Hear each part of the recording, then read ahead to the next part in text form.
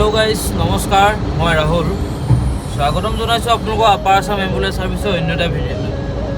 আজি যাত্ৰাৰ বাবে ফোন আহিছিল আপোনাৰ শিৱসাগৰৰ পৰা আৰু পেচেণ্ট আমি পিক আপ কৰিব লাগে চাবুৱাতে থকা চেলুক হস্পিটেলৰ পৰা শিৱসাগৰত থৈবগে লাগে। শিৱসাগৰৰ পৰা দাদা এজনে ফোন মাৰিলে তেওঁলোকৰ পেচেণ্ট আছিলে আৰু সেইবাবে এতিয়া মই ওলাই আহিছোঁ বৰ্তমান ডিব্ৰুগড়ৰ পৰা চাবুৱালৈ বুলি।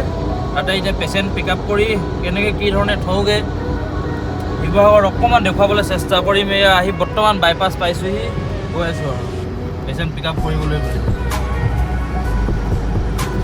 বাকী যিহেতু যাত্ৰাৰ ভিডিঅ'বোৰ আপোনালোকক দেখুৱাই আছোঁ নহয় জানো, কেনেকুৱা কি ধৰণৰ পায় জনাব আপোনালোকে। তেনেকুৱা বুলি একো নহয় বিশেষ, আমাৰ এম্বুলেঞ্চ লাইফটোনো কেনেকুৱা কি ধৰণৰ হয় বা ক'ত কেতিয়া কি ধৰণে যাবগৈলগীয়া হয় ঘপককৈ, আমাক কোনো টাইম টেবুল যিহেতু নাথাকে, সেয়াই আৰু কিনো ক'ম। ব'লক গৈ থাকোঁ ধুনীয়াকৈ ভিডিঅ' মানে আজিৰ পেচেণ্টজন থ'বলৈ যোৱা যাত্ৰাটো কেনেকুৱা কি ধৰণৰ হয় অকণমান দেখুৱাবলৈ চেষ্টা কৰোঁ আপোনালোকক ভিডিঅ'ৰ মাধ্যমেৰে।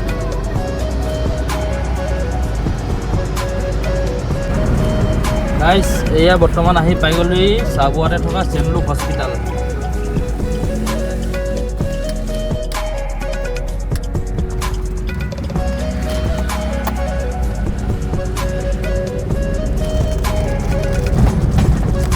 গাইছ এয়া বৰ্তমান আহি চেমলুক হস্পিটেল পালোঁ। বেক কৰি গাড়ীখন লগালোঁ যিহেতু খন্তেক সময় ৰখাৰ পিছতে পেচেণ্টটো উলিয়াই আনিব আৰু এতিয়া সকলোৱে অকণমান ধৰা মেলা কৰি যিখিনি পাওঁ সহায় কৰিলোঁ। তাৰ মাজতে পেচেণ্ট ধৰি মেলি এতিয়া বৰ্তমান এই গাড়ীত উঠাই থকা হৈছে। উঠাই মেলি আৰু পেচেণ্ট উঠাই আজৰি হ'লোঁ। আজৰি হৈ যিহেতু যাত্ৰা আছে শিৱসাগৰলৈ বুলি এয়া ওলাই আহিলোঁ। ওলাই আহি বৰ্তমান আমি পালোঁহি বাইপাছৰ ৰাস্তাতে গৈ আছোঁ। চাওকচোন বাৰু পেচেণ্ট লৈ গৈ আছোঁ যিহেতু আজি অকলে আগফালে আৰু পিছফালে তেওঁলোকৰ এটেণ্ডেণ্ট বহি আছে।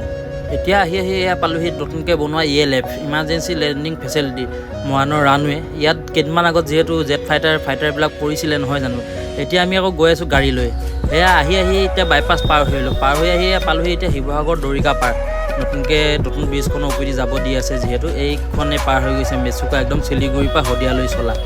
দৰিকা পাৰৰ পৰিৱেশটো চাওক। ডিব্ৰুগড়ৰ পৰা যিহেতু ৰাস্তাখিনি বেয়া যথেষ্ট অকণমান সময় লাগি গ'ল। এয়া দৰিকা পাৰ দলং পাৰ হয় এয়া এতিয়া বৰ্তমান আমি লেফ্ট ছাইডে সোমাই দিম শিৱসাগৰ টাউনলৈ বুলি। আৰু চিধা গুচি গ'লে আপুনি যাব পাৰিব বাইপাছ হৈ একদম ভটিয়াপাৰা হৈ উইনচফ হাজৰিকা এৰোপ্লেনখন পাবগৈ যিহেতু এইফালে ৰাস্তা কিনাৰতে আছে নহয় জানো। আহি এয়া পালোঁহি দিখৌ দলং। শিৱসাগৰ টাউনখন পাৰ হৈ মাছমজিয়া যিহেতু আছে ইয়াৰ পৰাই আৰু আমি সোমাই দিম এতিয়া ৰাইট ছাইডে হাতীকুখলৈ বুলি তেওঁলোকৰ ঘৰলৈ। চাওকচোন বাৰু শিৱসাগৰ একদম ঐতিহ্যমণ্ডিত মনোমোহা পুৰণি দৃশ্যবিলাক। এইখন পুৰণি দলংখন আগৰ যিহেতু জাহাজ আহিলে উঠাই দিয়ে ওপৰলৈ। আৰু এয়া হৈছে হাতীকুখলৈ বুলি সোমাই গৈ আছোঁ। আহি এতিয়া বৰ্তমান তেওঁলোকৰ ঘৰ পালোঁহি যিহেতু গাইছ। তেওঁলোকৰ ঘৰতে অকণমান যিহেতু মানুহ বিশেষ তেনেকুৱা নাই। আহি পোৱাৰ পিছত অকণমান দাদাকেইজনেও ধৰা মেলা কৰি পেচেণ্টজন আমি নমাবলৈ ভিতৰত নমাই কিনে থলোঁগৈ যিহেতু। তাকে তাৰ মাজতে কি পাৰিছোঁ নোৱাৰিছোঁ আৰু অকণমান দেখাইছোঁ আপোনালোক। তাতে কিবা ভুল ভ্ৰান্তি হ'লে ক্ষমা কৰিব।